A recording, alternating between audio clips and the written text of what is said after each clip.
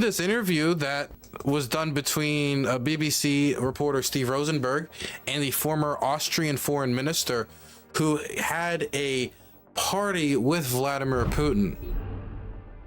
They hosted a party with Vladimir Putin and was always known as very friendly with Vladimir Putin, and is now living in Russia. They were so close that Putin actually made it to her wedding. Now, I have been very critical of Austrian neutrality. I don't talk about it often, but the few times I've talked about it, I've been very critical of it. I think the Austrians should be more supportive of Ukraine. But once you see the type of people that were holding the position of Austrian foreign minister just like 4 or 5 years ago, it's not that hard to figure out, like, yeah, Austria is far away from being a stout supporter of Ukraine. Our government Austrian neutrality is embedded deep. Imploded in May 2019, and I wanted to restart my life as an analyst, as a university teacher, and I had to find out that there was not a single contract left, and that was political pressure. So when you don't have a single contract, it was not really easy to restart. In spring this year, I received the offer by a director of St. Petersburg University whether I would like to run an interdisciplinary institute, and they mentioned what they would like to see in there.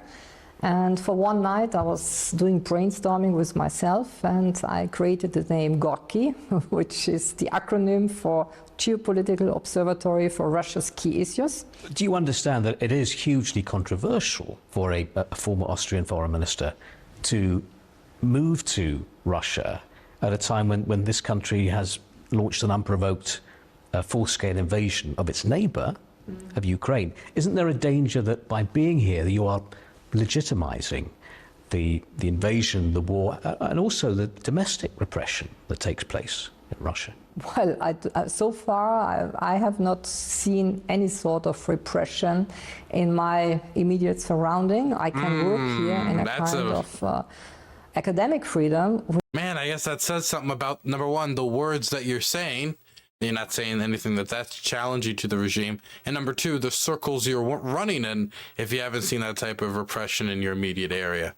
Which I started missing when I was still teaching at various universities inside just a few days ago, in this city, not far away from this building, a young Russian woman was sent to prison for 7 years for replacing some price tags in a supermarket with anti-war slogans. There is definitely a wave of repression taking place in Russia. Yeah, and so what do I have to do with that? I just explained at length the situation that I've been going through. So let us put it, the whole thing to the other way. Why was Karin Kneissl forbidden to work? Where is my crime? But do you condemn the invasion? Sir, if you have seen my interview with your esteemed colleague Stephen Sacker, I answered his interrogation, and I'm not interested in having another interrogation. I'm asking you whether the Russian invasion is, in your view, entirely illegal. Like any outbreak of war is a violation of international law. Yes, that I just... Like any outbreak of war is a violation of against international law. It's not a condemnation. That's just saying that international law has broken down. That's all that is. That's not putting any fault on the Russian government for invading. That's not saying that anyone is particularly at fault, and it's not it's anything but a condemnation. It's just an acknowledgement of the situation. Like, that would be like saying, yes, Russian troops have entered Ukraine. If someone asked me if I condemn the Russian invasion, if somebody asked me, Dylan, do you condemn the German invasion of Poland? And I was like, I mean, German soldiers have marched on Warsaw. That is a statement of fact. That I didn't condemn any. I'm just acknowledging what's happening. I replied. It's just that you're now living and working I'm living in Russia. here. So now she's living in Russia, and before she wouldn't even condemn it. And so now she's certainly not going to condemn it. And if you're not willing to condemn it or don't care about condemning the invasion, then it's not that surprising that you know, she hasn't seen much repression in her immediate surroundings because she's not surrounded by anybody saying anything that could get them, you know, repressed. And then I was traveling to Russia, and your esteemed colleague, Mr. Saka, did this interrogation with me. BBC did it already. But you're studying the geopolitical situation, yes, right? And you can't look at the geopolitical situation in Europe or the world without focusing on the war in Ukraine. Surely that is, which has turned the world upside down. Yeah, no, I wouldn't say that it has turned the world upside down, honestly not. Having written about geopolitics for 25 years, I would say a war that has definitely turned the world upside down is the war in Iraq. Okay, so the invasion of Iraq destroyed the world, but the invasion of Ukraine didn't. For what reason? I don't know. It just did. One threw the world upside down, the other didn't. Okay, well, thank you, I guess. 2018, we had the Salisbury poisonings, right? Then dozens of Russian diplomats. Highly likely, yeah, to take the British term. That it was linked to the Russian state, yes. Highly likely. So you don't believe that the... I don't know, I just quote the British authorities, highly likely. But just a few months after, of course, you invited Vladimir Putin to your wedding and you danced with him and you curtsied to him. You understand how controversial that must have been then. Yeah, by the time I was the foreign minister and by the time I danced with President Putin, but you see, I have done other things in my life before and after, and honestly, it's so boring. Yes, before at the time, I had Putin come and celebrate and dance at my wedding, but I have grown so much since then. After I moved to Russia and refused to condemn the invasion, I've grown so much. Boring, honestly, it's very boring. To talk about the wedding?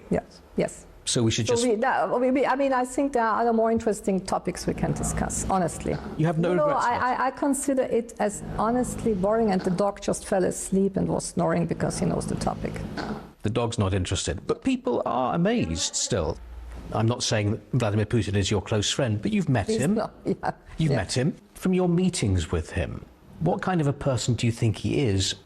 He is the most intelligent gentleman, with the focus on gentleman. Oh my and God. I mean, I would say that... Dog, the realist school of thought, what are you guys doing? What are the realists doing, man? Ugh. Let's do it up. It's messing everything up. In the sense of what Jane Austen wrote about the accomplished gentleman in Pride and Prejudice, he amounts to this standards. This idea of President Putin as a sort of a Jane Austen gentleman might surprise some when you consider what's happened in recent years. Yes, I stick to this statement. He's the most intelligent and accomplished gentleman I ever met. Wow. Oh, okay then. Objectively, can you gentlemanly? What's the gentleman's way of kidnapping children?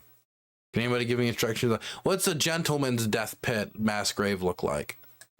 We're seeing a wave of aggression domestically, and we've seen Russia invade Ukraine.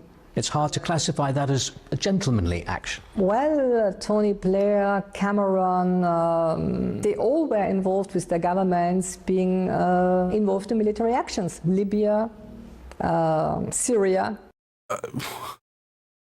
By the way, Russia bombed Syria and bombed Syrian hospitals. Russia also abstained from the Libya vote, allowing the UN intervention to take place.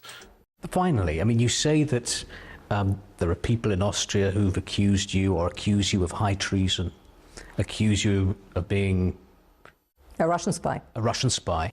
Can you, to an extent, understand? No, not to an inch. Not even to an inch. I don't understand it. It's just dirty fantasy. Dirty fantasy. Nobody knows why. Nobody can figure out why. Nobody will ever know why. It's a mystery. We're all just left guessing.